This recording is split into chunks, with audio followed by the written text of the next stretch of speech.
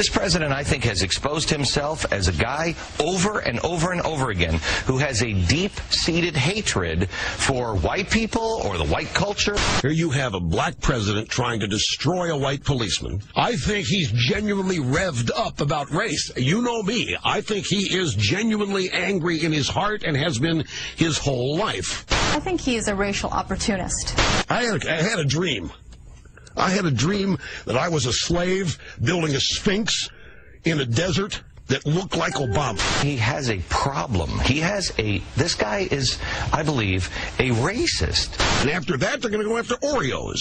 Might have to put that off till Obama's out of office, but they'll eventually go after Oreos.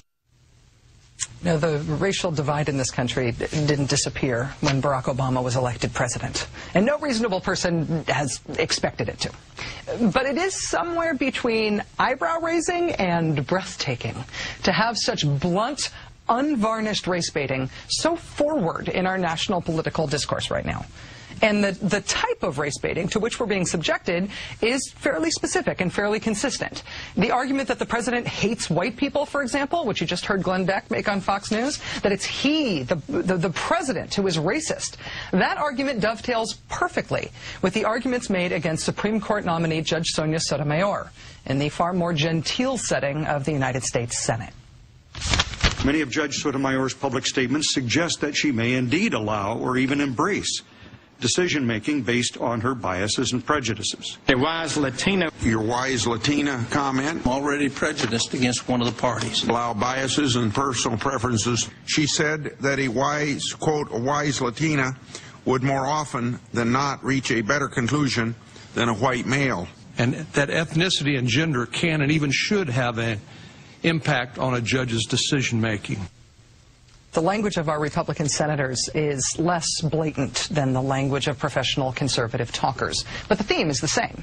What we have here are ethnic minorities who can't be trusted to use their official power fairly because they're prejudiced against white people. You know, with or without outrageous cracks about the biracial president being an Oreo, as we just heard from Rush Limbaugh, the conservative movement and the Republican Party are positioning themselves the same here. They're positioning themselves as defenders of the interests of white America against the threat posed to white America by people like Obama and Sotomayor.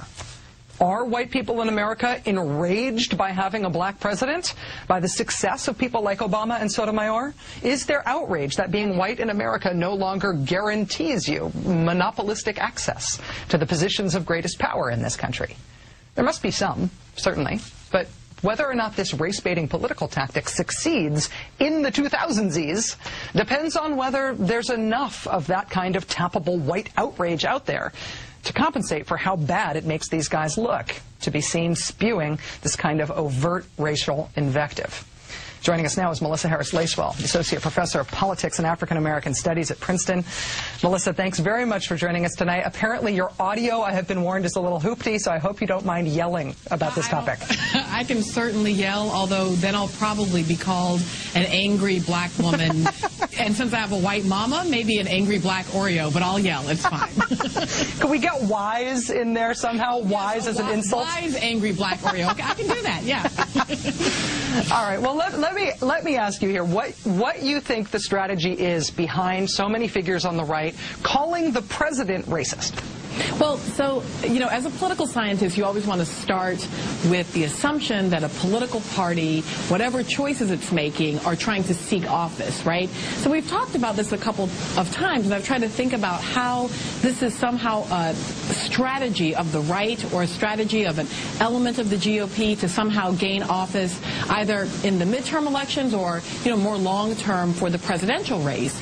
But the other part I think that I have maybe not been thinking about as carefully is that when we think about the history of race in America, sometimes we have to put aside the notion of strategy and just embrace the reality that race in this country has often brought out irrational anger, fear, anxiety, emotionalism. So it is possible that this is not actually a GOP or a conservative strategy, but is instead really kind of an emotional tantrum on the part of some members of the conservative wing who really just are floundering as they look at a world that is changing so dramatically around questions of race. I am with you to the I guess I could say I was with you on it being an irrational tantrum until I started to see the same very specific tactic used in very different venues about very different subjects. This idea of the person who is not white being the problem racist, being used against Sotomayor, being used in so much of the discourse about the Gates arrest, being used against the president now, inexplicably unrelated to any policy issue, but just as a free-floating critique of the president. And it does make me wonder about this as an overt political strategy. And if it is one, do you think it's right to sort of use a white outrage-o-meter to try to measure tappable white outrage to decide whether or not it's going to work as a strategy? Well, you know, if we can remember that President Obama paused in the middle of the primary race to speak in Philadelphia about the question of race in America, and he set up sort of two possibilities: black anger, rooted in a history of African-American inequality, and white resentment, rooted in a sense of kind of a loss of racial privilege. Now, I think that in many ways it's a very accurate assessment of in sort of the ways that blacks and whites, not completely and not perfectly, but often perceive things quite differently. So I've spent the month in New Orleans, and Hurricane Katrina is a perfect example of this. Everybody in the country was mad, but African Americans saw the failures of the federal government around Katrina as a race issue. White Americans, who were still angry about the failures of the government, saw it primarily as a bureaucratic issue rather than a race issue. So here you had these two groups with very different perspectives. Now that made all the difference in being able to make policy. So I think that they're hoping that these differences in how blacks and whites often see the world can be a perfect kind of wedge to use on health care, to use on education, to use on a wide variety of issues that in fact really, I mean, if we don't fix health care, it is bad for all Americans. But if we can somehow kind of suggest that the president is just trying to do things that are good for black people and bad for white people, then it opens up that kind of possibility of anxiety, distrust, and different perceptions. Melissa Harris-Lacewell, Associate Professor of Politics and African American Studies at Princeton University. I think that's tremendous insight. That sort of insight is the whole reason that I sought you out in the first place and have had you back on this show so many times. It's really invaluable. Thanks, Melissa. I love being here. So thanks very much.